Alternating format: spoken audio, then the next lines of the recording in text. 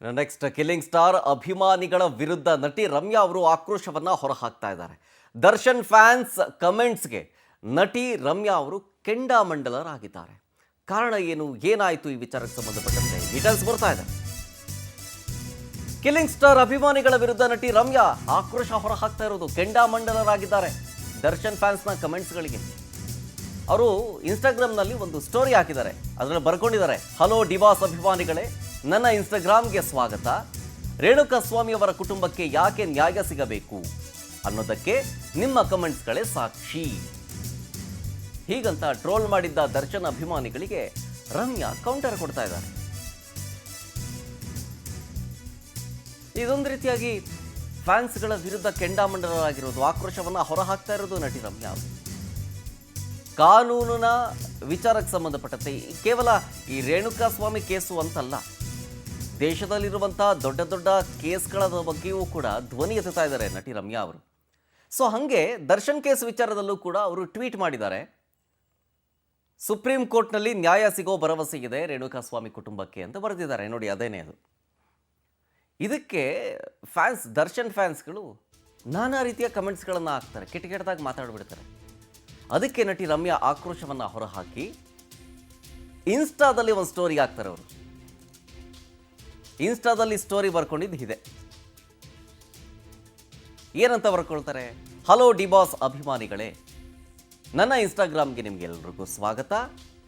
ರೇಣುಕಾ ಸ್ವಾಮಿ ಅವರ ಕುಟುಂಬಕ್ಕೆ ಯಾಕೆ ನ್ಯಾಯ ಸಿಗಬೇಕು ಅನ್ನೋದಕ್ಕೆ ನಿಮ್ಮ ಕಮೆಂಟ್ಸ್ಗಳೇ ಸಾಕ್ಷಿ ಅಂತ ಬರ್ಕೊಂಡಿದ್ದಾರೆ.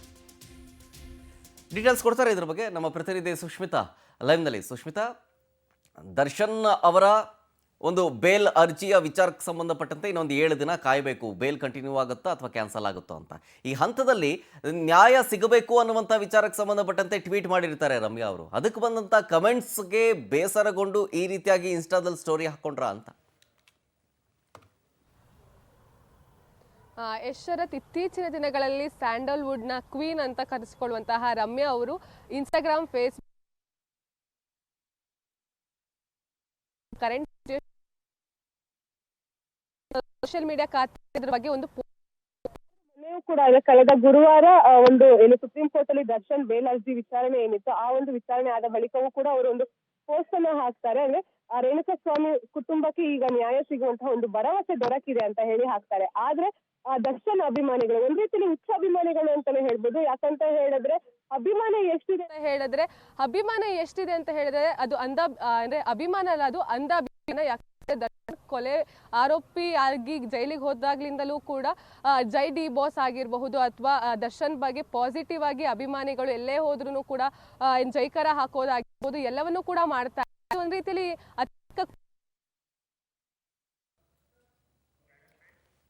ಎಸ್ ಥ್ಯಾಂಕ್ ಯು ಸುಷ್ಮಿತಾ ಡೀಟೇಲ್ಸ್ಗಾಗಿ. ನೆಟ್ವರ್ಕ್ ಇಶ್ಯೂ ಅನಿಸುತ್ತೆ. ಬಟ್ ಓವರಾಲ್ ಆಗಿ ಅತಿಯಾದರೆ ಅಮೃತನೂ ವಿಷ ಅಂತ ಹೇಳ್ತಾರೆ. ಹೌದು, ಈಗ ಅಭಿಮಾನಿಗಳು ತಮ್ಮ ತಮ್ಮ ದೊಡ್ಡ ದೊಡ್ಡ ಸ್ಟಾರ್ಸ್ಗಳು ಏನೇನು ಇರ್ತಾರೆ, ಅವ್ರ ಸಪೋರ್ಟರ್ಸ್ ಇರ್ತಾರೆ, ಡಿಫೆಂಡ್ ಮಾಡ್ಕೊಳ್ಳೋದು ಇರಬೇಕು. ಆದರೆ ಅತಿರೇಕಕ್ಕೆ ಹೋಗಬಾರ್ದು. ನಟಿ ರಮ್ಯಾ ಅವರು ಕೂಡ ದರ್ಶನ್ ಅವ್ರ ಜೊತೆಗೆ ಆ್ಯಕ್ಟ್ ಮಾಡಿದ್ದಾರೆ.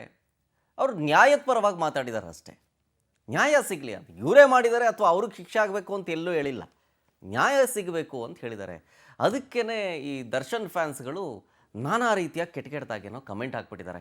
ನೋಡಿ, ಇದೆ ಇನ್ಸ್ಟಾಗ್ರಾಮ್ನ ಸ್ಟೋರಿ ಹಾಕೊಂಡಿರೋದು. To all the D Boss fans, welcome to my Instagram. Your comments are proof why Renuka Swamy's family needs justice.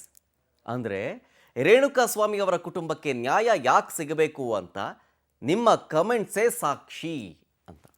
ಅಂದರೆ ನಿಮ್ಮ ಕಮೆಂಟ್ಸ್ಗಳೇ ನೋಡಿ ಏನೇನು ಹೇಳ್ತಾ ಇದೆ ಅಂತ. ಅದು ಸರಿಯಲ್ಲ, ನೀವು ನಡ್ಕೊಳ್ತಾ ಇರೋದು ಸರಿಯಲ್ಲ, ಹೀಗಂತ ಆಕ್ರೋಶವನ್ನು ಹೊರಹಾಕ್ತಾ ಇರೋದು ನಟಿ ರಮ್ಯಾ ಅವರು.